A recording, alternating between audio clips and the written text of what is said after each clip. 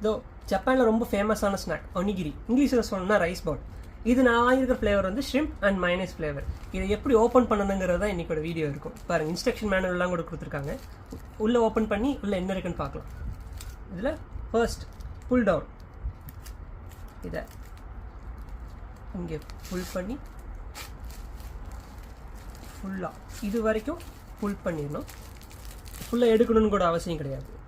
So அடுத்தது 2 இது இருக்கு இல்லைங்களா, ஃபஸ்ட்டு 2வை எப்படி அழகாக புல் பண்ணணும். அதுக்கப்புறம் 3 எடுத்தோம்னா இந்த சீவீடுக்கும், இதான் சீவீடு கடல் பாசி, இதுக்கும் உள்ளே இருக்கிற சாப்பாட்டுக்கும் இடையில ஒட்டாமல் இருக்கணுங்கிறத பண்ணியிருப்பாங்க. ஏன்னா இது வந்து சாப்பாட்டில் பட்டுச்சுன்னா இது வந்து ஸ்டிக்கி ஆயிரும். இதை அப்படியே க்ளோஸ் பண்ணி